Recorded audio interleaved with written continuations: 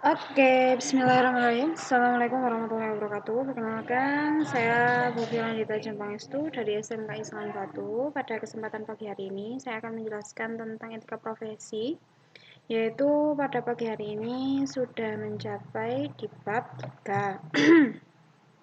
Langsung saja. Jadi, nanti kita di bab 3 akan belajar tentang mengelola kompetensi personal diri kita sendiri. Apa sih pengertian kompetensi itu? Kompetensi menurut Beers and Roux tahun 1997 adalah kompetensi suatu sifat atau karakteristik yang dibutuhkan oleh seorang pemegang jabatan agar dapat melaksanakan jabatan dengan baik. Jadi dia ada suatu sifat sehingga dia itu bisa jadi melaksanakan jabatan dengan baik atau melaksanakan fungsi-fungsi dengan baik. Lalu jenis kompetensi menurut Spencer ada dua, yaitu kompetensi dasar dan kompetensi pembeda. Tapi menurut Charles A. Johnson dan Wina Sanjaya dibagi menjadi 3, yaitu kompetensi pribadi, kompetensi profesional, sama kompetensi sosial. Jadi kalau misalnya pribadi menurut diri kita sendiri, lalu kompetensi profesional bagaimana kita melakukan relasi dengan hubungan lain, serta kompetensi sosial itu bagaimana cara kita bergabung dengan lingkungan dan berinteraksi di dalamnya. Next. Menurut Daniel Katz tahun 1995 mengklarifikasi kompetensi dalam kategori 4, yaitu kompetensi teknis, fungsional, terus kompetensi manajerial, kompetensi sumber daya manusia, dan kompetensi konseptual. Nanti bisa dibaca di buku masing-masing. Lalu kompetensi yang dibutuhkan perusahaan itu apa sih? Pertama itu kita harus punya strategic thinking atau kita harus memiliki pemikiran sendiri, terus punya pendirian. Yang kedua kita harus jadi change leadership. Kita harus jadi pemimpin yang bisa merubah apapun dari yang buruk menjadi yang baik atau yang dari yang kurang lengkap menjadi yang lengkap, seperti itu. Dan yang ketiga adalah relationship management. Jadi kita harus ada manajemen berelasi. Kita antara, misalnya saya dengan guru lain harus tahu bagaimana cara berelasi atau berhubungan, bagaimana tata kramanya atau bagaimana. Begitu juga nanti kalau kalian sudah terjun di dunia pendidikan atau dunia kerja. Jadi kita harus bisa memilah bagaimana kita harus bertata krama dengan teman, dengan yang sama, yang tua bagaimana, lalu yang muda itu bagaimana, seperti itu ya. Next. Kompetensi yang dituntut dari seorang manajer. Jadi kita sudah masuk ke manajer. Di bab ini kita nanti ada stratanya. Strata itu ada tingkatan. Nanti ada yang manajer, terus yang peproduksi, karyawan, seperti itu ya. Nah, kompetensi yang dituntut dari seorang manajer. Jadi pada bab ini tuh kita dipelajari bagaimana kita menjadi seorang manajer gitu ya. Kita harus fleksibilitas, artinya kita itu harus menyesuaikan keadaan tapi tidak melalaikan hak-hak dan kewajiban serta tanggung jawab yang seharusnya sudah ada yang kita emban. Lalu yang kedua ada implementasi perubahan. Jadi kita harus menjadi agent of change. Maksudnya agent of change itu kita harus sebagai seseorang yang mendahului untuk sebuah perubahan yang lebih baik. Kayak gitu. Lalu ada inovasi kewirausahaan. Di sini otomatis ya garis besarnya seperti itu. Kita harus bisa lebih kreatif sama lebih inovatif dan memahami hubungan antar manusia, memberdayakan atau empowering. Empowering ini kayak gini. Misalnya kan skillnya orang per orang itu kan beda. Jadi kita nggak boleh menyamaratakan. Misalnya anak ini semua itu pintar, nggak boleh. Tapi kan skill mereka itu berbeda-beda. Ada yang pintar di matematika, ada yang pintar di IPA, ada yang pintar di olahraga kayak gitu ya. Nah, bagaimana manajer itu mengolah dari skill-skill tadi itu bisa menjadi kekuatan itu yang menjadi satu kayak gitu. Lalu memfasilitasi tim. Jadi manajer itu harus sebagai leader atau sebagai panutan dan sebagai acuan kayak gitu ya. Terus sebagai senior kayak gitu. Lalu kemudahan menyesuaikan. Kompetensi yang dituntut dari pekerja. Jadi yang tadi manajer ini adalah dari sudut pekerja. Dia juga harus punya fleksibilitas, maksudnya itu bisa melakukan apa saja yang diperintahkan oleh manajer kayak gitu. Motivasi mencari informasi dan kemampuan belajar. Jadi dia itu tidak harus stagnan, dia harus fluktuatif, harus belajar terus karena dunia ini penuh dengan perubahan. Nah, kita itu belum bisa menyesuaikan perubahan tersebut. Maka dari itu perubahannya itu harus kita dengan cara belajar. Terus motivasi berprestasi, dari segala sesuatu kita itu harus berprestasi di bidang itu, walaupun itu hanya sedikit, walaupun itu hanya sekali, setidaknya kita berusaha untuk lebih berprestasi dan lebih baik dari kita yang kemarin. Motivasi kerja dalam tekanan waktu, work motivation under time pressure.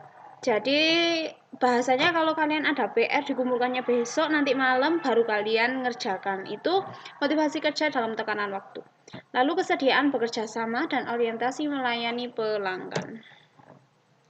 Next, ada manajemen sumber daya manusia SDM yang berbasis kompetensi.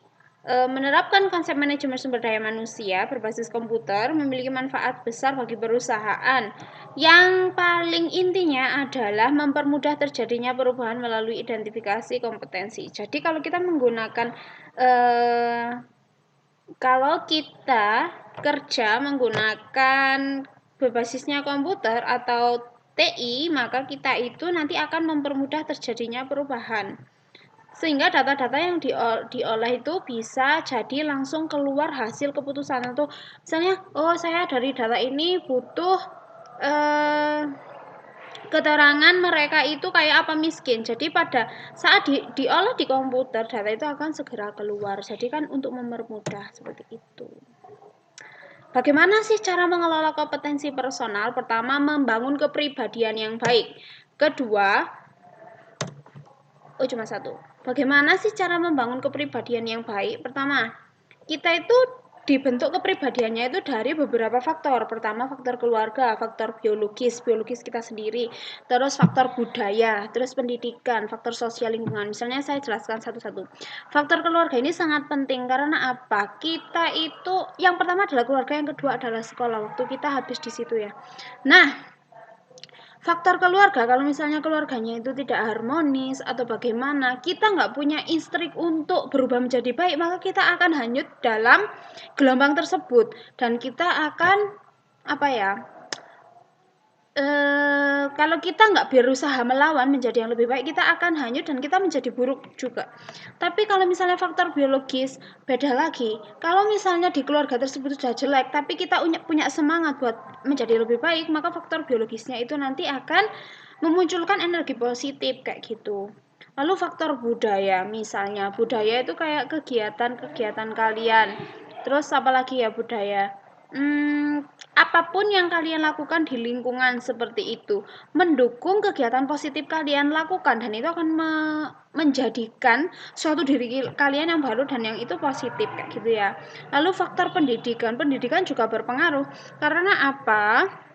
Semakin tinggi pendidikan seseorang, maka semakin tinggi pula ilmu yang didapat dan akan semakin tinggi pula pengimplementasian kepada masyarakat kayak gitu. Dan yang terakhir, faktor sosial dan lingkungan. Faktor sosial dan lingkungan ini sesuai dengan kayak tetangga, terus teman bermain kayak gitu. Tipe kepribadian di dunia kerja, ada yang orang realistis kayak gini ya. Bekerja itu kalau dia yang realistis itu bekerja ya kayak ngono iku. Tapi kalau yang investigatif disuruh ngerjakan, misalnya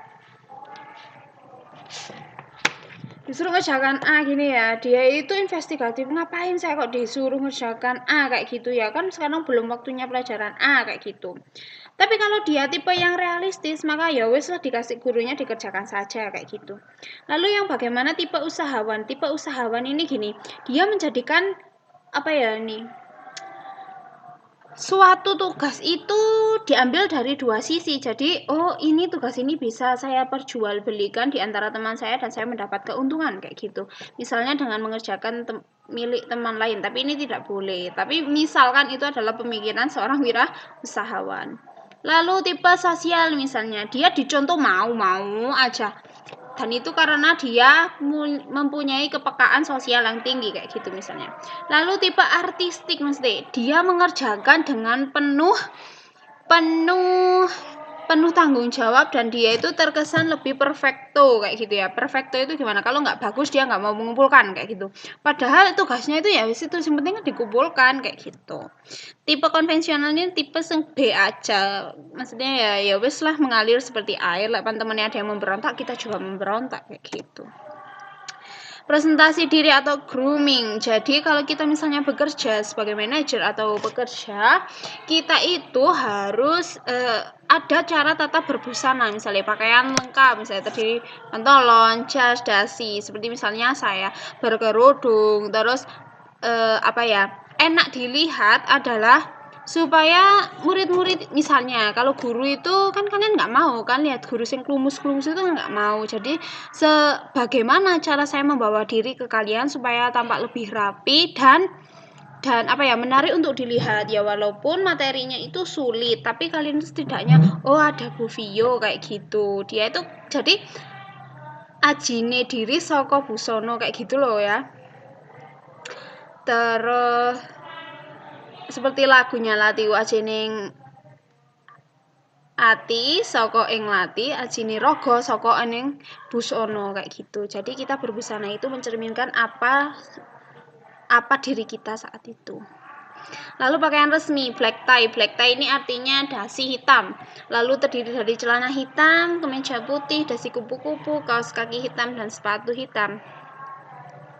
Sama ada yang dinamakan dark suit, dianggap pakaian resmi untuk budaya bangsa Indonesia. Dark suit itu kalian misalnya lihat ada yang CEO yang tampan-tampan itu adalah gaya busana dinamakan dark suit. Lalu ada tata cara bersolek dan berhias. Bagaimana itu perawatan rambut itu kita harus dijaga. Terus makeupnya itu nggak boleh pakai menor-menor. Terus perhiasan dan parfum ini gak boleh yang terlalu lebay kayak gitu. Pokoknya gak mampu gitu ya. Lalu sepatunya itu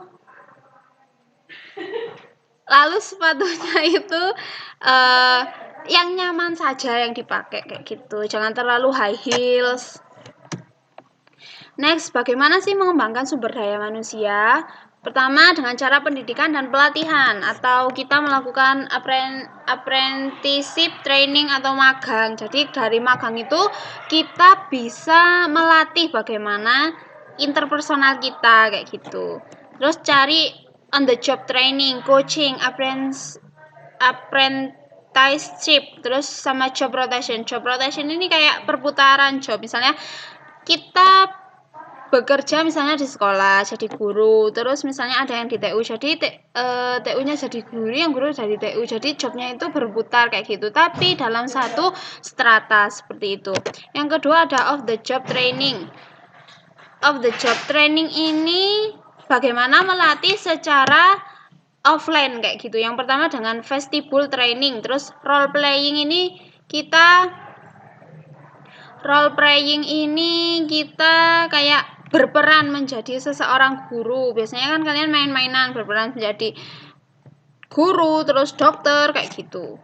Lalu gimana ada simulasi, terus sama ada case study. Case study ini kita memecahkan masalah. Misalnya kita dikasih masalah kalau misalnya ada kayak gini, kayak ada covid gini ya, lalu ada teman sing batuk. Dari case study itu kita kayak bagaimana sih cara menyelesaikannya. Sebagai seorang dokter kita harus pakai masker atau kayak gimana. Lalu ada yang laboratorium training. Laboratorium training itu adalah kita belajar dari laboratorium. Pengembangan karir dari mutasi. Misalnya kalian kalau ada yang kerja di kota terus dipindahkan ke desa, itu mutasi namanya. Promosi, bedanya mutasi sama promosi kalau dari tingkat atas ke bawah, kalau promosi dari tingkat bawah ke atas. Jadi promosi kalau misalnya ada orang di bagian desa itu yang bagus bekerja, yang kerjanya berada di tingkat bawahnya, lalu dipromosikan ke yang lebih atasnya. Lalu ada demosi seperti itu. Nah, karena kalian adalah calon-calon akuntan, maka kalian harus memiliki keahlian yang harus dimiliki seorang akuntan. Yang pertama yaitu pengetahuan umum tentang informasi. Jadi kalian itu harus menyerap semua informasi. Lalu pengetahuan mengenai teknologi informasi dan sebagainya. Jadi tadi yang sudah saya jelaskan diaplikasikan menjadi seorang akuntan. Terus kita juga harus punya intellectual skill. Intellectual skill itu kayak misalnya meneliti, berpikir logis, dan mengetahui sebab akibat analisis secara kritis. Garis besarnya seperti itu. Tapi kita itu harus inovatif, kreatif, sama berpikir kritis. Seperti itu. Lalu komponen yang tercakup dalam keahlian ini adalah bekerja dalam communication skill. Saya akan menjelaskan tentang pada selanjutnya akan menjelaskan tentang communication skill. Communication skill ini bagaimana cara kita menyampaikan komunikasi terhadap pihak lain, seperti itu. Next ada organizational and business management skill. Jadi bagaimana skill itu kemampuan kita untuk mengelola, mengorganisasi tentang manajemen bisnis kayak gitu. Kita harus bisa memimpin, terus pertimbangan dan kearifan profesional kayak gitu ya, dan lain sebagainya.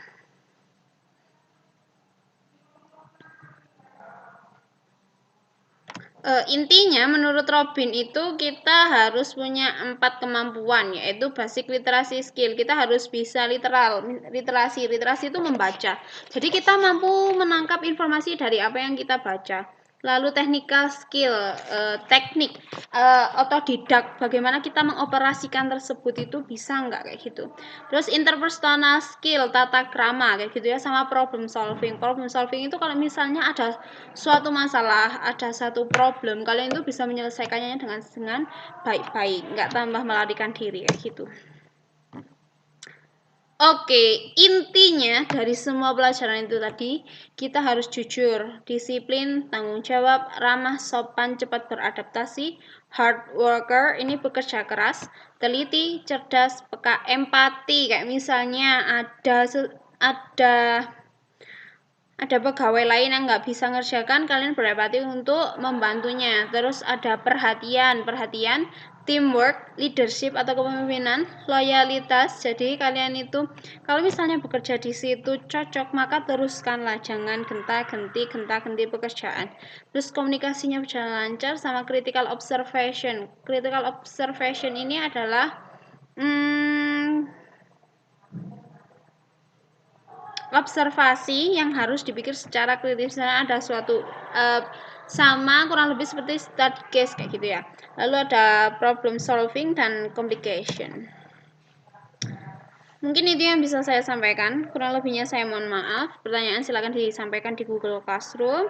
Jadi inilah SMK Islam Batu secara daring dengan saya Bu Viola dalam mata pelajaran etika profesi. Assalamualaikum warahmatullahi wabarakatuh.